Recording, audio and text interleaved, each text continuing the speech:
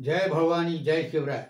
छत्रपती शिवाजी महाराज व राष्ट्रमाता राजमाता जिजाऊ माँसाहेब यांना मुद्रा करून मी श्री व्याख्याता प्राचार्य दादासाहेब कोरेकर पवार पाटील आज या निमित्ताने पुण्यतिथीच्या निमित्ताने एका महान योद्ध्याची कथा आपल्यापुढे मांडणार आहे, ज्यांचं नाव आहे फील्ड मार्शल माणेकशॉ.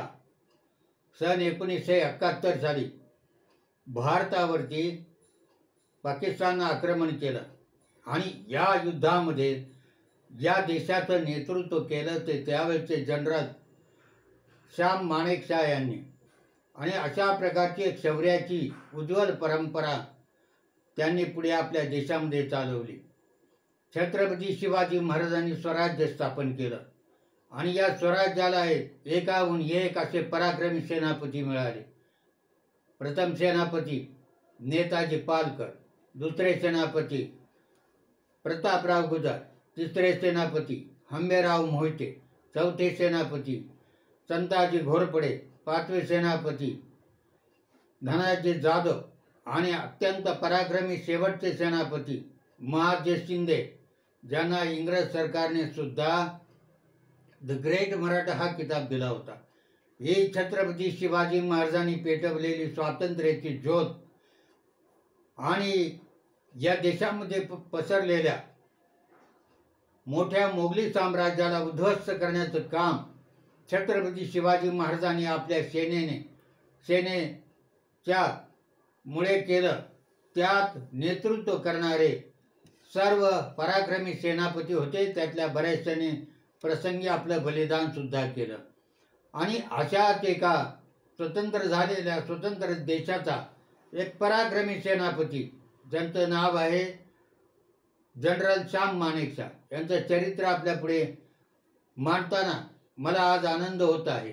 याचं कारण असं आहे की ज्या वेळेला हे दुसरं झालं त्याच वेळेला मी सन 1971 साली श्री संत तुकाराम विद्यालय लोहगाव ही पुणे जिल्हा शिक्षण मंडळाची शाळा या माध्यमिक शाळेमध्ये माझी शिक्षक म्हणून नेमणूक झाली. आणि त्याच काळामध्ये युद्ध सुरू झालं. 1971 साली शेजारी लोहगावचा विमानतळ होता. विमानं घिरट्या घालायची आणि आम्ही वरांड्यात उभे राहून पाहायचो की आपली विमानं कशी वेगानं वर जातात, खाली येतात. त्यावेळेला तिथं पायलट गौतम नावाचा एक पायलट होता. हा तिथून उड्डाण करताना शत्रूवर झेप घेताना म्हणायचा, हा मी तुमचा बाप पायलट गौतम आलो. अशा प्रकारचे लढाऊ वैमानिकही होते आणि यांचं सर्वांचं नेतृत्व करणारे होते फील्ड मार्शल माणेकशॉ. अर्थात युद्ध पेटलं गेलं आणि या युद्धामध्ये या आपल्या सैनिकांनी, सेनापतींनी, जनरल असतील, लेफ्टनंट असतील, मेजर असतील, या सर्वांनी मोठा पराक्रम केला. परंतु या सगळ्यांचं नेतृत्व करणारे श्याम माणेकशॉ या गृहस्थाचा पूर्व इतिहास जर पाहता, त्यांचा जन्म पंजाबमध्ये अमृतसर येथे झाला एका पारशी कुटुंबामध्ये. त्यांच्या वडिलाचं नाव होर्मजी माणेकशॉ, ते डॉक्टर होते व आई हिराबाई होती. त्यांचं शालेय शिक्षण हे अमृतसर येथे झालं आणि महाविद्यालयीन शिक्षण हे शेरवूड कॉलेज नैनिताल येथे झालं. अशा प्रकारे कॉलेजचं शिक्षण संपल्यानंतर त्यांनी डेहराडून येथील सैनिक अकादमीमध्ये प्रवेश घेतला आणि भारताची जी पहिली तुकडी अधिकाऱ्यांची तिथून बाहेर पडली त्यातले ते एक विद्यार्थी होते, पहिल्या तुकडीचे. अर्थात त्यांच्या वडिलांची इच्छा होती की माझ्यासारखं माझ्या मुलांनी डॉक्टर व्हावं. परंतु श्याम माणेकशॉ यांना देशाचं नेतृत्व करायचं होतं, देशाचं संरक्षणासाठी सैनिक व्हायचं होतं आणि म्हणून ते पदवीधर झाल्यानंतर त्यांची ग्रेड सेकंड लेफ्टनंट अशी तयार झाली आणि ते त्या पदी रुजू झाले. अर्थात यांचा इतिहास जर पाहिला तर ते ब्रिटिश काळामध्येच लष्करात होते. म्हणजे ब्रिटिश काळाच्या लष्करामध्ये व भारतीय लष्करात त्यांनी 39 वर्षे सेवा केली. त्यावेळेला दुसरं महायुद्ध पेटलेलं होतं. आपला देश स्वतंत्र नव्हता.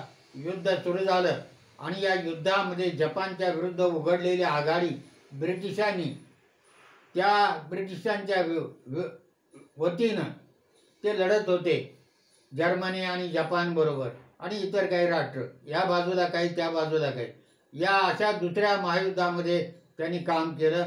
त्याचप्रमाणे 1948 साली देश स्वतंत्र झाल्यानंतर पाकिस्ताननं आक्रमण केलं काश्मीरमध्ये.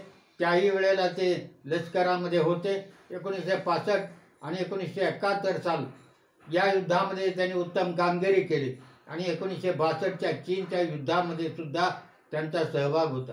अशा प्रकारचा एक पराक्रमी आणि लेफ्टनंटपासून जनरलपर्यंत ज्यांनी आपल्या स्वकर्तृत्वाने आपला हुद्दा राखला किंवा त्या हुद्द्यापर्यंत पोहोचले, तेव्हा असे हे जनरल माणेकशॉ ब्रिटिशांच्या वतीने लढत होते आणि युद्धभूमीवर शौर्यासाठी लढत असताना आणि तिथं पराक्रम केल्यामुळे त्यांना शौर्य पदकही भारत सरकारने बहाल केलेलं होतं. पण त्यापूर्वी जपान विरुद्ध लढताना बर्मा येथे म्हणजे ब्रह्मदेशामध्ये युद्धात ते प्राणांतिक जखमी झाले. त्यावेळी ते ब्रह्मदेशातील शिटान नदीच्या मोहिमेवर होते आणि तिथं लढत असताना त्यांना अनेक गोळ्या लागल्या. परंतु पॅगोडा हिल्सवर ताबा मिळवताना त्यांना 7 गोळ्या लागल्या आणि या गोळ्या लागून ते जखमी झाले. जगण्याची आता आशा नव्हती. देशाच्या बाजूने ते लढत होते, ब्रिटिशांच्या बाजूने लढत होते आणि आता आपल्याला एवढ्या गोळ्या लागल्या म्हणून ते धरणीवर पडलेले होते. त्याच वेळेला मेजर जनरल कोवानानी यांनी त्यांना रंगूनच्या हॉस्पिटलमध्ये नेण्याची व्यवस्था केली. त्यांच्याबरोबर लढत असताना एक त्यांचा सहकारी सैनिक त्यांनी त्यांना खांद्यावर घेतलं आणि तो चालू लागला, कारण युद्धभूमीवर परत जाताना काही व्यवस्था नव्हती. पुढे गेल्यानंतर मग व्यवस्था करण्यात आली. खांद्यावर घेऊन जात असताना जनरल माणेकशॉ म्हणजे त्यावेळेचे सेकंड लेफ्टनंट असलेले माणेकशॉ म्हणाले त्या सैनिकाला की अरे मला कशाला घेऊन जातो, मला मरू दे ना, इथं भारताच्या आपल्या देशाच्या वतीनं मी आता लढतोय तर मरू दे मला, कारण माझी जगण्याची आता उमेद नाही, तू तुझी काळजी घे. परंतु त्या सैनिकानं त्यांना रंगूनच्या हॉस्पिटलमध्ये ब्रह्मदेशामध्ये नेण्याची व्यवस्था केली आणि यामध्ये तिथं गेल्यानंतर त्यांच्यावर उपचार सुरू झाले आणि या उपचारामध्ये डॉक्टरांना सुद्धा आशा नव्हती. डॉक्टरांनी त्यांना विचारलं की तुम्हाला काय झालंय, तर ते म्हणले मला एका गाढवानी लाथ मारली.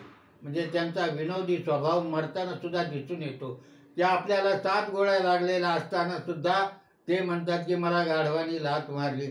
डॉक्टरांना आश्चर्य वाटलं आणि सर्व प्रकारचे उपचार केल्यानंतर जगण्याची आशा नसलेला हा माणूस दुसऱ्या महायुद्धामध्ये वाचला आणि वाचला तेवढंच नाही तर भारताच्या रक्षणासाठी सज्ज झाला आणि पुढे 1971च्या भारत-पाक युद्धामध्ये बांगलादेश आणि पाकिस्तानला वेगळं करण्याचा जो प्रयत्न झाला त्याचं नेतृत्व जनरल माणेकशॉ यांचं होतं. पुढं त्यांना सन्मानित केलं ते फील्ड मार्शल यांनी. 7 जून 1969ला जनरल माणेकशॉ यांनी या युद्धामध्ये त्याचं नेतृत्व करण्यासाठी जगजीत सिंह अरोरा यांच्यावरती मोहीम सोपवलेली होती आणि त्याचं नेतृत्व जरी जनरल माणेकशॉ करत असले तर युद्ध आघाडीवरती नेतृत्व करण्यासाठी जनरल जगजीत सिंह अरोरा या शीख जनरलला त्यांनी पुढे केलेलं होतं. आणि ह्या युद्धामध्ये बांगलादेश वेगळा झाला. बांगलादेशासाठी आपण लढलो, भारतीय सैनिक लढले, भारतीय अधिकारी लढले आणि पाकिस्तानचे लोक जे बांगलादेशावर अत्याचार करत होते त्यांच्यातून त्यांना मुक्तता मिळाली. या युद्धामध्ये भारतीय जवानांनी एवढा पराक्रम केला की भारतीय जवानांनी पाकिस्तानच्या 93,000 सैनिक आणि लष्करी अधिकारी पाकिस्तानचे कैद केले, त्यांना शरण यायला भाग पाडलं आणि अशा प्रकारे एवढ्या मोठ्या संख्येनं जगात हारलेली ही पाकिस्तानची सेना 1971 साली या युद्धाचं नेतृत्व खऱ्या अर्थाने जनरल माणेकशॉ यांनी केलं. मला आठवतंय की त्यावेळेला माझं वय केवळ 22 वर्षाचं होतं आणि भयंकर युद्ध पेटलं आणि या युद्धामध्ये जागतिक पातळीवरती अमेरिकेनं पाकिस्तानची बाजू घेतली आणि आपली लढाऊ विमानं आणि 7वा आरमार, त्या आरमारामध्ये लढाऊ विमानं होती, ती विमानं आणि त्या आरमार भारताच्या हिंदी महासागराच्या पट्ट्यात पाठवलं आणि भारतावर दबाव निर्माण करण्याचा प्रयत्न केला की आता काय होणार. चिंता लागली होती त्यावेळेला नागरिकांना की जर अमेरिकेनं भारतावर हल्ला केला तर आपलं कसं होणार. आणि त्यावेळेला श्रीमती इंदिरा गांधी त्यावेळेला भारताच्या पंतप्रधान होत्या. त्यांनी जनरल माणेकशॉ यांना बोलावून घेतलं आणि त्यांना विचारलं की आता हे युद्ध आपल्यापुरतं मर्यादित नाही, तर हे जागतिक युद्धाची झळ याला पोचलेली आहे. अमेरिकेनं पाकिस्तानची बाजू घेतली आणि अमेरिकेनं जर बाजू घेतली तर त्यांचं मोठं आरमार आपल्या देशाच्या किनाऱ्यावर येऊन थांबलेलं आहे, तर मग काय करायचं. तर जनरल माणेकशॉ यांनी सांगितलं की मॅडम तुम्ही चिंता करू नका, आम्ही आपल्या देशाचं रक्षण करू. त्यांनी 7वं काय 10वं आरमार जरी पाठवलं ना तरी आमचे जवान ते मोडून काढतील, तेव्हा तुम्ही चिंता करू नका. आणि मग अमेरिकेचं ते 7वं आरमार युद्ध संपल्यानंतर सुद्धा महिनाभर त्याच हिंदी महासागरात होतं आणि जनरल माणेकशॉच्या धडाडीनं त्यांना काही पाऊल उचलता आलं नाही. ते आरमार शेवटी परत गेलं. या युद्धामध्ये 93,000 सैनिक आणि जनरल नियाजीसह अनेक अधिकारी कैद झाले आणि ते जवळजवळ वर्षभर भारताने सांभाळले, कैद करून ठेवले. पुढे तह झाल्यानंतर त्यांना सोडण्यात आलं. अशा प्रकारचा एक कर्तृत्ववान जनरल आणि पुढे त्यांना मिळालेला किताब फील्ड मार्शल यांचं निदान 27 जून 2008 साली वेलिंग्टन येथील रुग्णालयात तामिळनाडूमध्ये निधन झालं. त्यावेळेला ते सेवानिवृत्त झाल्यानंतर तिथं राहत होते. अशा प्रकारचा 90 वर्षापर्यंतचा जवळजवळ त्यांचा कालखंड येतो आणि त्यामुळे इतकं दीर्घ आयुष्य त्यांना लाभलं आणि भारत मातेची सेवा करण्याची, देशाचं नेतृत्व करण्याची संधी मिळाली. जो जवान दुसऱ्या महायुद्धामध्ये मेला म्हणून सोडून दिला होता, त्यातूनही त्यांनी मृत्यूवर जय मिळवला आणि भारताचं नेतृत्व केलं. 1971 साली भारत पाक युद्धात अतुल पराक्रम करून पाकिस्तानला हरवलं आणि त्यामुळे 1 जानेवारी 1973 मध्ये सन्मानपूर्वक त्यांना फील्ड मार्शल हा किताब दिला आणि त्यापूर्वी 1972 साली त्यांना पद्मभूषण किताबानं सन्मानित केलं. 15 जानेवारी 1973 रोजी ते सेवानिवृत्त झाले. निवृत्तीनंतर तामिळनाडू येथील कोन्नूर येथे ते राहत होते आणि त्याच्यापूर्वी एक आठवण सांगितली जाते की हे 93,000 सैनिक जेव्हा भारताच्या ताब्यात होते तेव्हा पाकिस्तानी लोक आणि तिकडचे अधिकारी असं म्हणत होते की आमच्या जवानांचा भारतीय लोक छळ करतायत, भारतीय सैनिक. तेव्हा टिका खान जनरल होते ते तिथे पाकिस्तानचे. त्यावेळेला हे आपले फील्ड मार्शल माणेकशॉ बोलणी करण्यासाठी लाहोरला पाकिस्तानमध्ये गेले आणि बोलणी केल्यानंतर त्यांनी सांगितलं की तुम्ही तुमच्या जवानांना विचारू शकता, आम्ही युद्धामध्ये पराक्रम करू, युद्धामध्ये विजय मिळू, परंतु पराजित झालेल्या सैनिकाला कधीही छळ करण्याची आमच्या देशाची परंपरा नाही.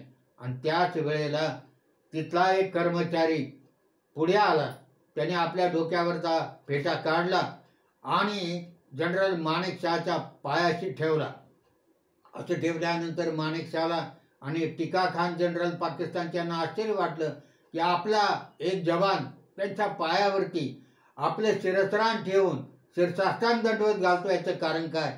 माणेकशॉने विचारल्यानंतर त्यांनी सांगितलं की साहेब, माझी 5 मुलं भारतीय सैन्याच्या ताब्यात आहेत, ही सर्व मुलं लढाईमध्ये होती आणि त्यांचा मला सारखा निरोप येतो की भारतीय लोक खूप चांगले आहेत, ते आमचा खूप चांगला सांभाळ करतात, माझी सर्व मुलं तुमच्यामुळे वाचली आणि म्हणून मला तुम्हाला शिरसाष्टांग दंडवत करायचा आहे आणि करतो. हे ऐकल्यानंतर जनरल टिका खान पाकिस्तानचे, त्यांना सुद्धा आश्चर्य वाटलं आणि लाजही वाटली की आपण ज्यांच्यावर आरोप करतो ते भारतीय लोक कसे आहेत. आणि अशा प्रकारे असा हा महान सेनापती, त्याच्या पुण्यदिनानिमित्त मी त्यांना त्रिवार अभिवादन करतो आणि थांबतो. जय हिंद, जय महाराष्ट्र.